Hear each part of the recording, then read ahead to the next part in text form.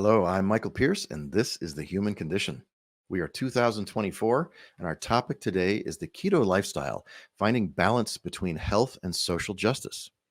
How many times have you found yourself talking about the ketogenic diet with your friends and your family, and someone brings up the uncomfortable idea that you're harming animals, or that you're harming the environment, or that you're causing global warming, or that you are using land in a way that's not sustainable for people, or for animals, or for the environment, or for social justice?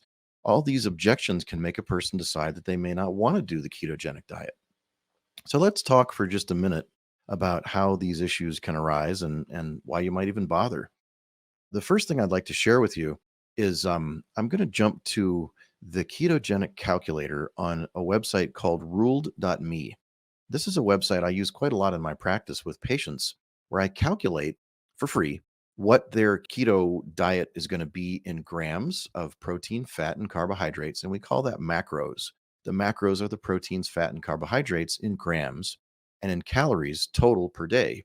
And the average person eats like 2,000 calories a day. And so we want to break that down into how many grams of fat is that a day, how many grams of protein, and how many grams of fat and carbohydrate is that. So that's the message that we have here. You will need to know your height and weight, your gender, your level of activity, and your body fat percentage to do this. So be prepared that you probably need to go to a gym or somehow get your body fat measured if you haven't already done that. This will give you a quick calculation and it will allow you some choices based on your activity level and your goals. Like you may be doing a ketogenic diet to lower your fat level, or that is to lower your body fat. You may be doing it to gain muscle mass. You may be doing it to fight cancer. You may be doing it to help a child with seizure disorders, but you don't want to impair their growth. So there's a bunch of different reasons and ways to do the ketogenic diet. And there's a bunch of different ways to do those macros. This tool is free and it will help you get started so that you can know what you're measuring, what you're doing. If you got a problem, you can always refer back to that and share it with your doctor and your friends and figure out where you may have gone wrong. If you're losing weight abnormally or gaining weight abnormally, or you somehow haven't got things quite tweaked. So, as you begin to do a ketogenic diet and you talk to your friends and you talk to your family and you are involved in your social world, there may be questions about why should I even bother? I'm being told that I should eat a plant-based diet. I should take every vaccine that I'm told to take. I should just take drugs when I have symptoms. I should just follow what the CDC says and I should follow what my doctor says. And if there's anything wrong with me, I should just ask my doctor and I should do whatever the prescription is and follow that. Why should I try a ketogenic diet for anything? Why should I do anything except a plant-based diet? Well, I think it's important for us to begin talking about how there is so much research on ketogenic diets in the brain. It is the most researched diet in human history. And in the last 3 years, Verta Health and other companies have started some very interesting longitudinal studies and placebo controlled studies that allow us to get some of the best studies that are available. Right now, most of the studies on diets are epidemiological studies, which are not really well designed. They're studies that look at associations and correlations between, oh, these people ate this and they reported that they ate this and they did a diet diary and they had these symptoms or these diseases. And so that's called epidemiology. And it's terrible. And so Nina Teichholz will talk about this as an author. She does a fantastic job on her YouTube videos as well as in her books about this problem. And there's many, many others that talk about that too. So that's a thing I'd like to rebut right away.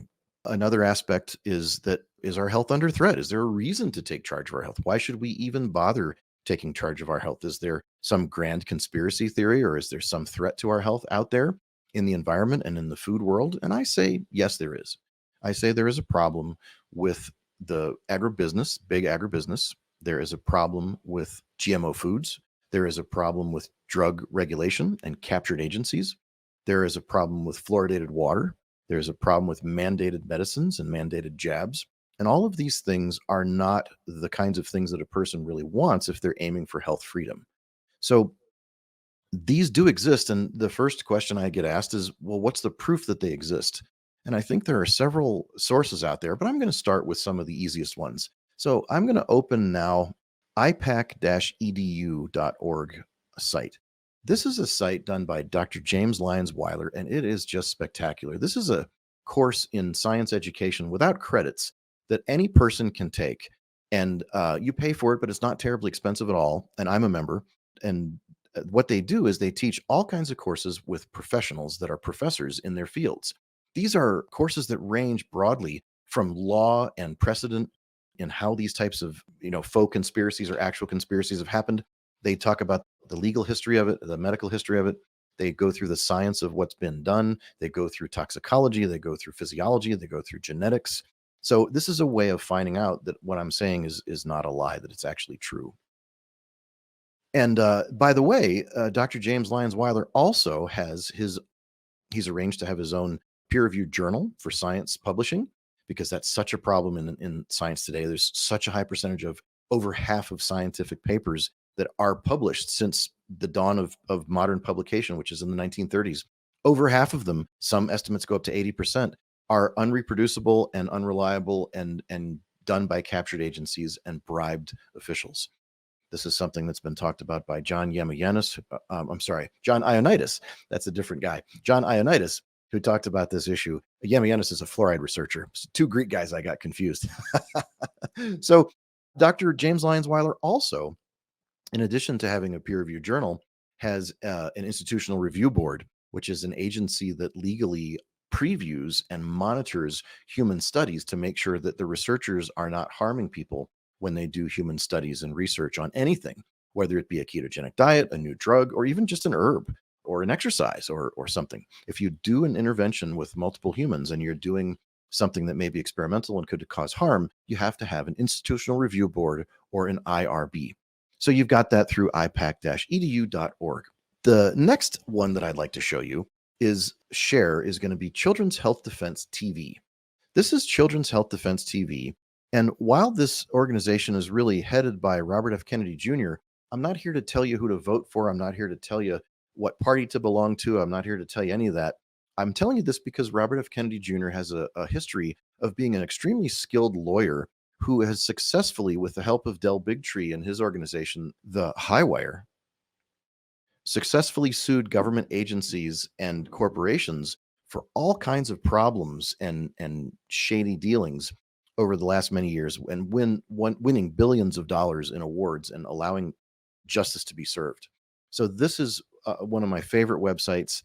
They're starting a new chapter in Colorado, and so I really want you to be involved in that. If you're in Colorado, if you're interested in Colorado, I want you to contact me and contact Children's Health Defense. We're trying to develop a strong Colorado chapter of this organization. So this organization has a TV channel on their website here that has all kinds of doctors and scientists like the one in front of you. This is Brian Hooker and Meryl Nass describing gain of function research and the rise of this biosecurity era.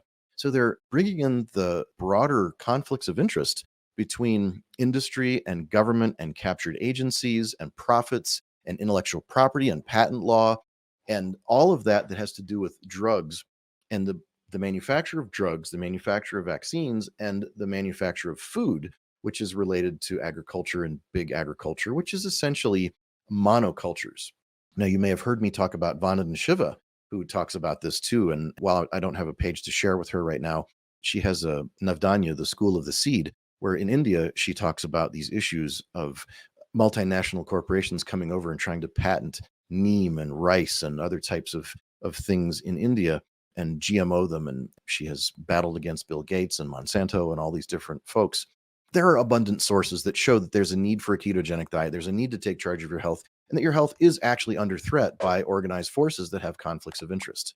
So I think it's important to stake a claim and say, yes, this is a real problem. It's a real threat. It's not just some figment of my imagination. There are actually forces out there that are actively trying to make a profit off of fooling me into making a decision that would serve them and give them profits and erode my health, not only the quality of my health, but my health freedom and the money that I spend on it. Would also like to go next to the website of David Martin. Now, David Martin is a PhD and he is a famous patent lawyer, and he's created a number of videos and a number of documents that and speeches that have been seen all over the world that capture perhaps the broadest linkage of these different exposure components. So he's the guy that links together how is food related to drugs, how is drug related to legislation, How is legislation related to central banks? How are central banks related to gold? How is gold related to monetary policy and fiat money? How is fiat money related to defense and biotech, bioterror research and weapons of mass destruction? All of this linkage is something that he does meticulously like a lawyer. And so all of these websites will be mentioned in the description for you to look at below, and you'll be able to follow up with them. I think it really encapsulates that there is actually a problem and a threat out there.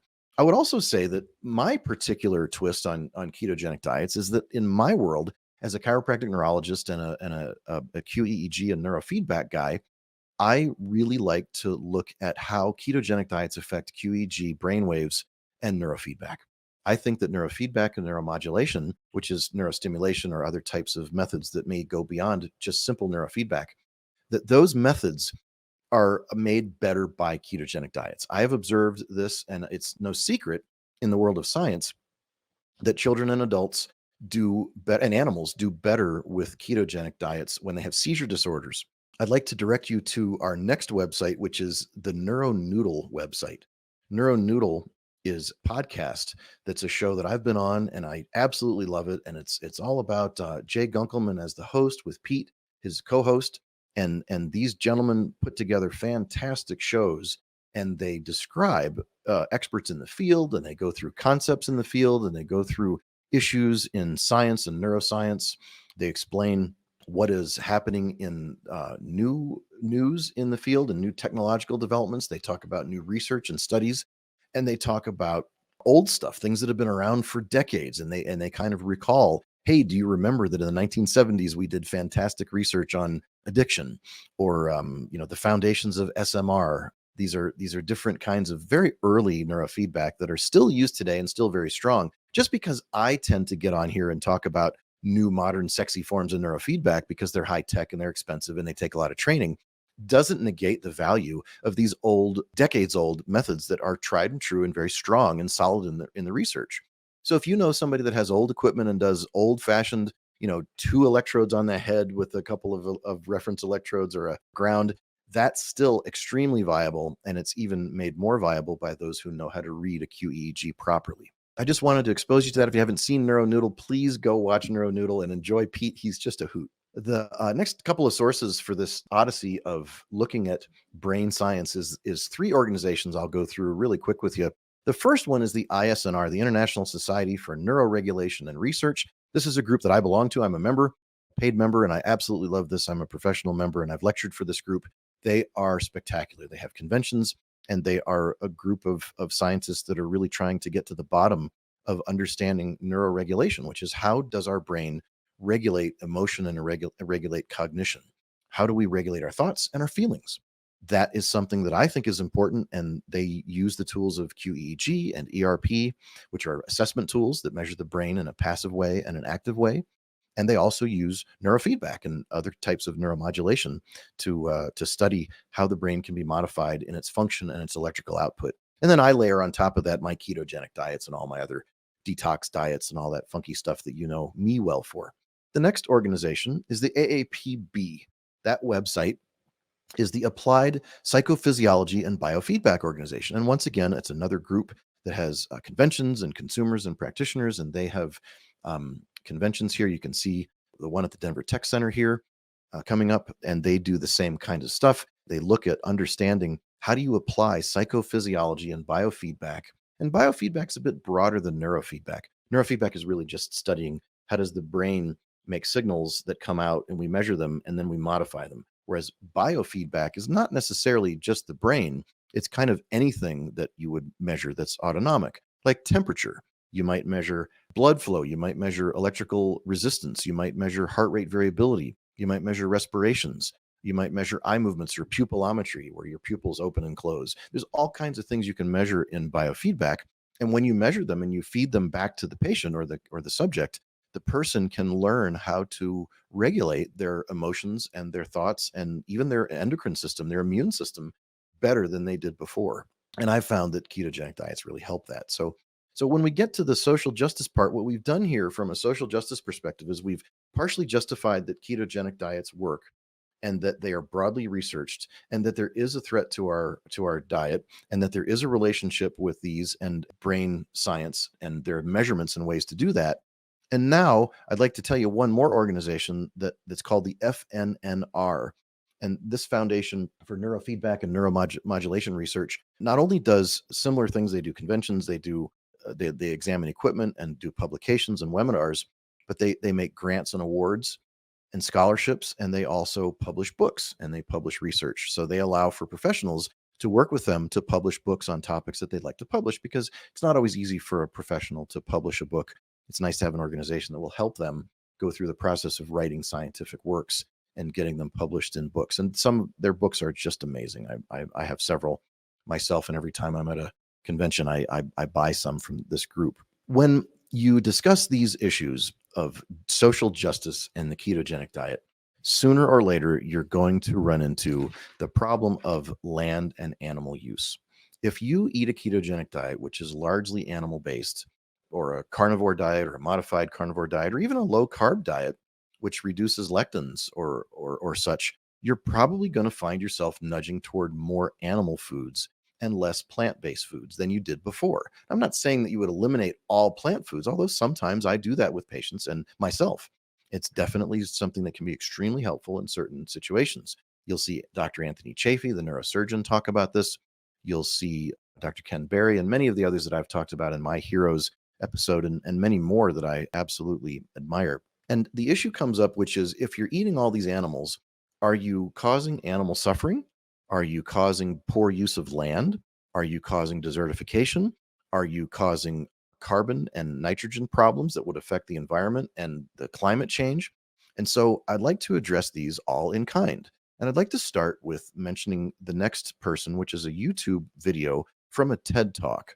And this is a very popular one that shows Alan Savory. And Alan Savory is a guy who talks about, in this story, he tells his story as a scientist that was studying desertification and soil health and all over the world. And as a high level expert, he studied land use with a bunch of other experts, gathered a ton of people together, and essentially they killed tens of thousands of elephants.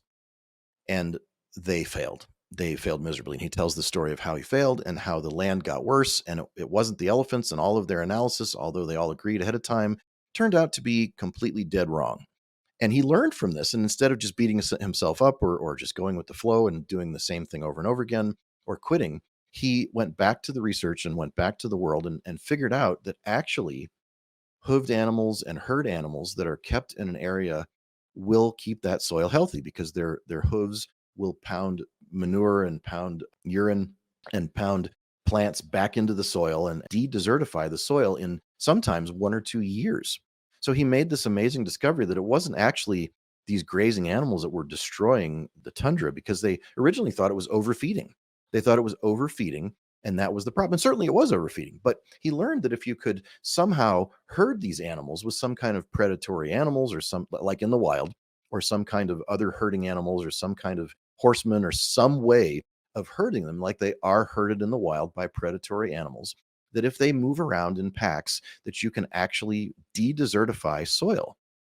And further, a number of people have talked in this field about how you can graze grass-fed animals for feeding purposes on hillsides that are unusable otherwise for agriculture. They're too rocky, they're too hilly, they're too sloped. You can't get a tractor up there, you can't plow. It's inefficient to move the rocks, or the rocks are embedded in the earth's crust. It's possible that you may find that there are areas that could be ranched that could not be farmed by putting these animals on a hillside. So between hillside use, rocky soil use, irregular land use that you can't get a tractor over, and the idea of directly de-desertifying deserts, it really blows away the argument that you're causing problems with land use and you're destroying land. And now, realize that as I say this, I would not be saying you could do this in a typical American feedlot model. We're not talking about the cruel feedlot practices. We're talking about truly free range, grass-fed, organic types of methods, which are more expensive, but end up being much more hyper local.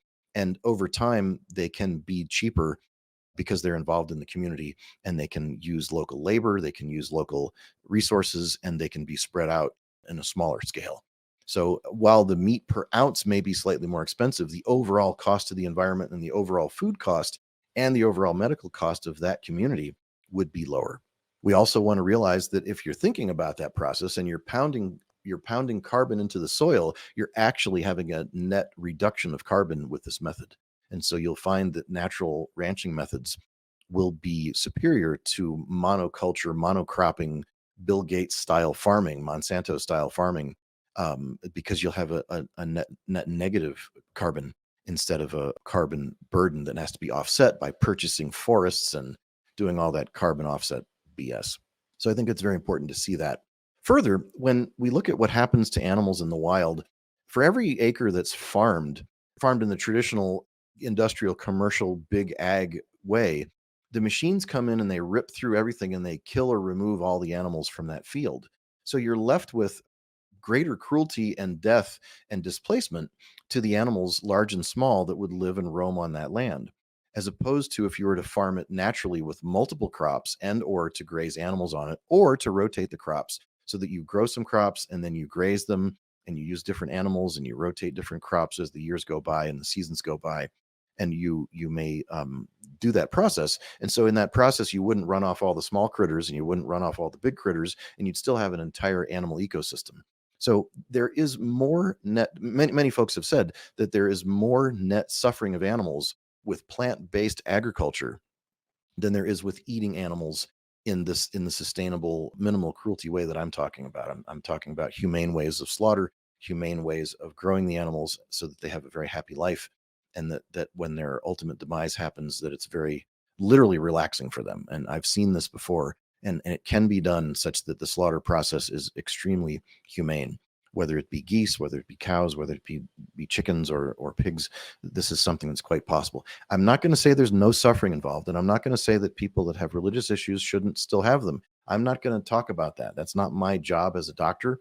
My job is to try to figure out what is the best solution for all people and animals that is the least cruelty for everybody. And I really think this is an elegant solution. Eating animals that are very well taken care of and ranched, and the animal husbandry is proper and has humane and sustainable methods and doesn't involve all these chemicals and all these GMOs and all these monocropping and all of this brutal destruction of the soil is something that's near and dear to me. And I think we've got, some answers about that. We also see higher water quality. There's much better water quality in these lands that have been taken care of this way. And again, that's not the same as feedlot. The runoff from feedlot, from chickens and pork and from cows, when it's in the commercial industrial way, is just a nightmare. That runoff will make people run off. It will make people leave their community. It'll make them leave, and the smell will just drive them away from their community. Whereas these land use methods that Alan Savory and others who are experts in this field talk about, it really does help quite a bit. And then I think for social justice, we have to talk about another thing, which is the expense and cost of how to do this. And when somebody comes to me in frustration and says, "Gosh, Mike, I'm really sick, and you're telling me that I need to learn more and I need to study a ketogenic diet and I need to take charge of my health." I don't have time for that. In our culture, I've got to go to work, I've got to earn a living, I've got to scramble. And I say, well, the reason that you're sick and the reason that you're scrambling and the reason that you have no security and the reason that you can't take care of your health care and the reason that you don't have any leisure time to figure out what's wrong and to fix it is because of the monetary system. It is literally because of the fiat monetary system that makes a person have to scramble because of the inherent theft of inflation that's built into a fiat currency system. That central banking fiat money system is what drives people to have scarcity, because it's not to say that all capitalism is wrong, not at all. It's only to say that when capitalism robs from the working person and the working person cannot store their labor like a person that owns capital can, we now have a huge lack of equity. We have people with labor as their main resource and asset. They can't save and store their labor, and they have every right to do that. And it gets eroded away by fiat monetary policy and inflation. Every year it erodes away their ability to store their labor. They should be able to store their labor from years past and well into the future. And that's something that can happen with better forms of cleaner money. It can happen with currencies that are based on gold. It can happen with Bitcoin. It can happen with other types of methods. And there's many other ways to do that. But that's a topic of economics, and I'm not an expert in that field. But I will say that as a doctor, I think it's extremely important to look at the linkages between what a fiat currency system of inflation does to the health of a nation and how it affects people and makes people in a country like ours, the United States, a very affluent country that has lots of resources and lots of technology and lots of apparently free time. It erodes our time. It erodes our retirement. It erodes our health. We pay more for all kinds of healthcare and we get much lower quality than other countries. And so, since I'm a root cause guy, I feel strongly that one of the root causes of poor health and ill health, especially chronic disease is really related to these fiat currency policies and monetary policy of inflation. So it's very important for us to look at that. And I'd like to bring your attention to my next website here, which is the book, The Price of Tomorrow by Jeff Booth. There's a lot of people out there that talk about these different things. There's a lot of individuals who are extremely skilled at understanding the issues of fiat currency, inflation, taxation, Bitcoin, gold, and I'm not that person, but I would like to bring your attention to Jeff Booth, who has an extremely cogent explanation, and I'll give it to you in a nutshell. The nutshell is that, man, it's kind of parallel to my view on health. My view on health is that, health is really something that emerges from inside of you, and we're programmed to be healthy if we just get rid of the toxins and feed people the nutrients they need.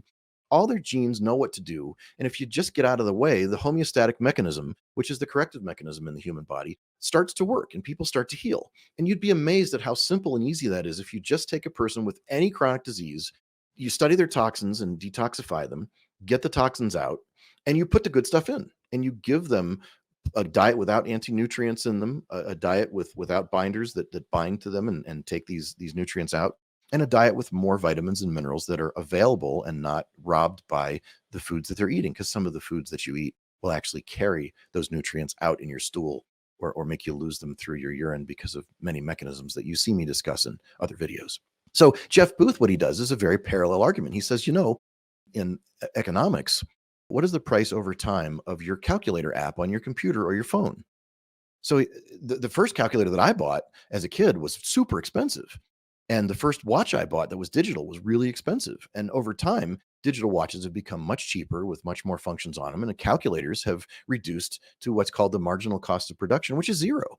So if you let economies do what they're supposed to do, deflation occurs, prices go down, and the quality of life goes up and the standard of living goes up around the world. But we can't have that. We have to have central banks. We have to have inflation. We have to have fiat currency. We have to have this continued relentless inflation and printing of money, which is the cause of inflation. And so we end up seeing the effect on people's health being that they don't have time, they don't have money, they don't have the ability to get better. And many of them are hazed or fooled into believing that it's natural for inflation to be 2%. And that if inflation was less than 2% a year, that there would be some kind of problem and the economy would fall apart. Well, the economy wouldn't fall apart. The central bankers would fall apart, certainly, and the Fed, but not the individual economy and all of the wonderful mechanisms that are in place to do that.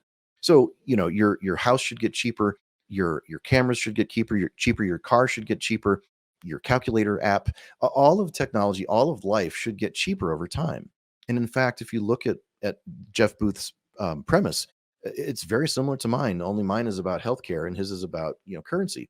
His idea, the first time I saw it, I actually felt a weight lift off of me. I actually felt a weight lift off of me like, oh my God, do you mean to tell me that it's actually possible that life and economics is built in abundance and built in enough for everybody, that it's not about scarcity? Because we're taught in healthcare that resources are scarce, and we're taught in economics that resources and money are scarce. The whole discipline of economics is based on scarcity. And so the first premise of every economics textbook and every economics lesson is money is scarce and resources are scarce, and everybody's got to scramble for limited resources. And Booth blows that away and says, wait a minute, that may not be necessarily true.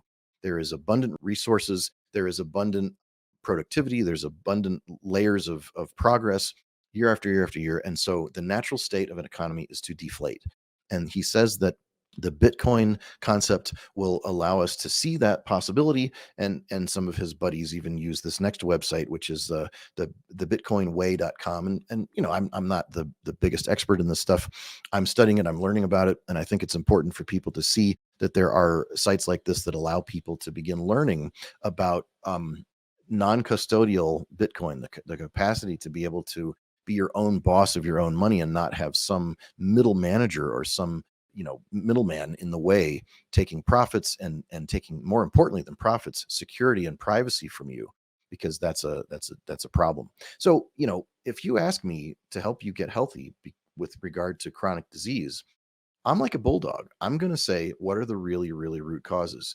And so far, you've heard me talk about the root causes that are biochemical, and the root causes that are emotional, and the root causes that may be toxic, the root causes that may be based on exercise and lifestyle and chiropractic and posture. But now we're going further, and we're talking about the root causes that might be related to your eating, your agricultural choices, your food choices, whether you buy from big food or not, and whether you participate in the medical system, whether you participate in the insurance system, whether you participate in the fiat money system, and how you do that. I am the first guy to tell you to learn Linux, to learn to escape from the tyranny of the operating systems that we face today. And I'm trying to do that in my life one year. Every year I whittle away and I take away this and that and the other thing, and I get closer and closer to more independence. And I study people who are doing a better job than I am. And so I want to see your comments. I want to see your thoughts. I want to see how you feel about this, because I didn't always know this. This is not something I knew. I've been doing this nearly 30 years. And I want you to know that some of this is newer to me, and some of this I've known for a long time. But putting it all together gives you an incredible sense of independence and hope and freedom. But there's also the black pill effect, which is the pessimistic effect, the feeling that, oh my God, this is terrible. And then there's the orange pill effect, which is the Bitcoin effect, which is, oh, maybe we can save it. And then there's the red pill effect, which is the idea of the Matrix movie, which is that, hey, maybe there's a choice that you might have a choice, and that you might be propagandized and not know it. If you peel the scales off your eyes, you might be able to see that you've been propagandized, and that you've accepted some things that were fed to you in standard schooling and standard colleges and universities, that you've accepted things from scientific papers and associations and very august bodies of experts that have said that this is the way it should be, and the consensus documents that say that this little guy over here that says disease is caused by this one thing, and the industry says no, disease is caused by this other thing, and you need to take our drugs. You might be able to fight back. You might be able to be okay. And really, I'm not advocating fighting back against anything. What I'm advocating is a very Aikido method, which is, when faced with resistance, just drop it. Just let it fall. Just don't provide any resistance. Don't be there. And when you're not there to prop up the system. And Jeff Booth says the same thing. Just don't participate. Boycott. Buy something else. Spend your money on something else. Vote with your dollars. Vote with your feet. Find another source. And I'll end this by saying that the really only thing that you need to do this is these things are not terribly expensive. Natural healthcare is not terribly expensive. There might be an occasional outlay of something, but no more than owning a car or having a hobby or living in a house. These expenses are pretty trivial with regard to chronic health recovery. What really the cost is time. You need to be curious, and you need to put your time in, and you need to focus, and you need to learn a little bit, and you need to enlist the help of others. But it doesn't have to be terribly expensive. If you had a choice between having time to spend on a healthcare issue and being poor versus being a rich guy that had no time, I would much rather be the poor guy that had time but not money if I had a chronic health condition that I was trying to fix, because the guy with time can really dive in and figure out stuff and help himself. And he doesn't have to spend a lot of money. He can fix himself, and he can learn lessons, and he can make mistakes, and he can get better. Now, if you've got a really, really rapid illness, sometimes you don't have a lot of time, but that's acute illness. That's not chronic illness. If it's chronic illness, what I'm saying is, if you've got time and a little bit of curiosity, and you're willing to be social and talk to people, you can get better. So the idea of the ketogenic diet and the stresses that it puts, the multiple stresses that it puts on the surface, on social networks like money, cost, healthcare, land use, water use, animal suffering, whether we should be eating animals, whether there's a reason to do this, whether we should be eating plants. Are plants going to save the environment? Is the environment even in danger? Is there actually a real issue with carbon and nitrogen? Is there actually an issue that should disrupt the whole world? And is the issue natural farming, or is the issue maybe other choices? So I think this has been a fun walk with you, and we'll be doing some walk and talks this year. We'll be doing some more of this format. We'll be doing many more interviews. We're going to be welcoming some debates, some professional and well-heeled debates that are constructed very nicely. And we will also be doing our live shows very soon. We'll be launching our live shows with question and answer. guest practitioners and guest individuals, along with Ask Me Anything. So you'll see that coming pretty soon. You'll see that on Locals. You'll see that on Odyssey and YouTube Live. You'll see that on several other platforms. So please look at our website, thehumanconditionlab.com, and go back to our YouTube channel. We definitely want to see you, and I'd love to chat with you. I'd love to be involved with our live programs so that you can talk to each other. And I think the most important part about these lives is that you might be able to meet other people. You don't always need me, but I'll be there. So I'd like to wish you a wonderful 2024. And I hope that this arms you with some human side of arguments, and not combative arguments, but human side of arguments, that you can truly talk to your loved ones about how social justice and ketogenic or animal-based diets might be okay and compatible with each other.